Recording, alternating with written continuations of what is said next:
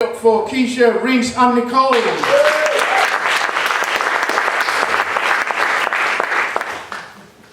Okay, so some of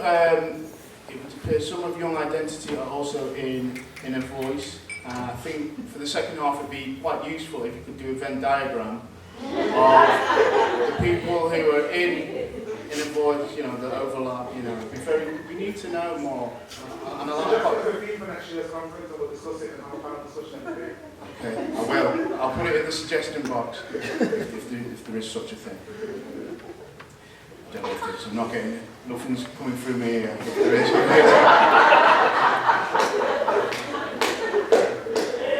Okay, so it's going. I think it's going okay. We've seen the future. You know, that was good. You didn't expect that, did you, when you first came out? Did you like the future? Loved it. I learned about fish. Fish, if you dream about fish, means... So, I'm hoping I'm not dreaming about fish. I've got a bet that I don't want fish in my dreams. I can't afford fish in my dreams. Not even like, you know, tadpoles. I don't know. Anyway, we've got our next poet, and I'm just going to tell you a few words. Multi-award winning. Come on, keep up. Prolific and popular poet with an international reputation. Oh, now you're getting into it. And she will be reading from her recently released collected poems. So please put your hands, make her feel welcome, Sujata Bhatt.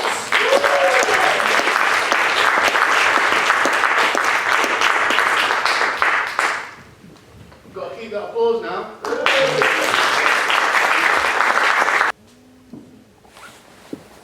Thank you. Can you hear me? Is this working? Oh, this is great. Thank you for being here, and thank you for your kind welcome. I keep changing my mind about what I'm reading. Maybe I should move this over here. Okay, I wanted to read a variety of stuff. And I'd like to begin with an old poem. In fact, I feel very old because I feel everyone who's reading is about the same age as my daughter. I'd like to begin with a poem called The Peacock. His loud, sharp call seems to come from nowhere. Then a flash of turquoise in the peepal tree. The slender neck arched away from you as he descends, and as he darts away, a glimpse of the very end of his tail. I was told that you have to sit in a veranda and read a book, preferably one of your favorites, with great concentration. The moment you begin to live inside the book, a blue shadow will fall over you. The wind will change direction. The steady hum of bees in the bushes nearby will stop.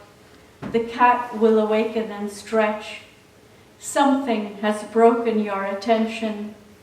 And if you look up in time, you might see the peacock turning away as he gathers in his tail to shut those dark glowing eyes.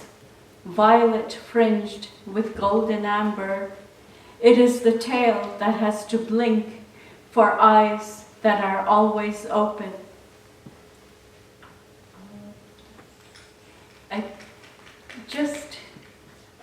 you. Just a few minutes ago, I remembered that I had some time ago, I had written a poem that was in fact commissioned for another festival of Black and Asian writers, and it's a poem based on something that I read by the Mexican painter Frida Kahlo, and she was talking about paint and the composition of paint and colors, and in her diary she had written the sentence, "Nothing is black really nothing. And she was talking about black again as a color in terms of paint. And I thought of introducing this poem a little bit, even though it's really straightforward. And in the second part of the poem, my daughter, when she was very small, appears. And it's very interesting. I live in Germany and my husband is German. And I noticed that even when children were 2 and 3, they had the sense that being blonde was something very exciting. And of course my daughter never had that sort of socialization, even from her father. And she was very picky about colors and words, and so I have it in the poem, so I shouldn't say it, but I remember once when she was teased for having brown hair, she got mad and said her hair isn't brown, it's black. And it sounded really funny to me because she didn't get the point that it was wonderful to be blonde. And so she went, in a way, in the eyes of the other kids, she went a step backwards by saying that she was black and not brown. But this poem begins differently, so sorry if I ruined the poem for you, but I'll read it. Nothing is black, really nothing. Nada es negro, realmente nada. So Frida Kahlo wrote one day in her diary. But Frida, how black you could paint your pulled back hair, your braids, and the little dark hairs above your lips. How black your eyes, your eyebrows, how black the hairs of your monkey, especially in Fulan Chang and I. But nothing is black. True black that breathes must shine with blue light, green shadows. Some say a reddish glow means the color isn't black enough. 2. Then there was elephantinum, elephant tusk black, for Plinius records the tale of Apelles, born around 350 BC. He was Alexander the Great's blue-blooded court painter. He was the first to create the color called elephantinum from fired ivory. Dry distilled from tusks, the fat fired out from the elephant tusks, and in the end, black powder extracted, distilled, dry.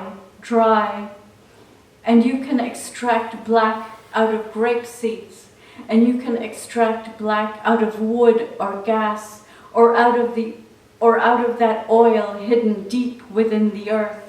How black do you want your paint? 3. I do not want to consult the dictionary for words about black. I know those one-sided words already. A black heart, a black mood, a black day, a blunt blackjack. I keep brooding instead over my daughter's love for black. How when she was not quite 3 and the blonde children teased her for having brown hair, she was only angered by their inaccuracy. This is not brown, she screamed, holding up a fistful of her hair. It's black. My hair is black, not brown, as if to say she knew her colors well. She no longer confused orange with red, indigo with violet, or brown with black. She could understand light green, dark green, yellow, blue. She learned the names so quickly. 4. Now I keep turning back to you, Frida. Nothing is black. But how you loved your black hair, that's not really black, and how many different strokes, black strokes, you found when nothing is black, to pull out every shade of blackness from your hair, yourself. And I'd like to...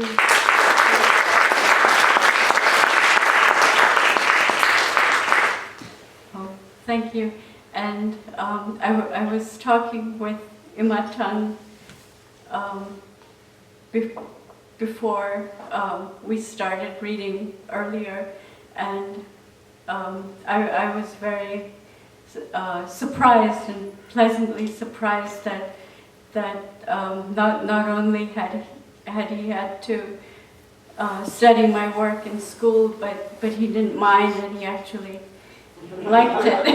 Because I always feel sorry for the students who have to answer particular questions, and I wish they could just enjoy the poems without being, I don't know, sort of under a huge burden to study for exams. And I go B.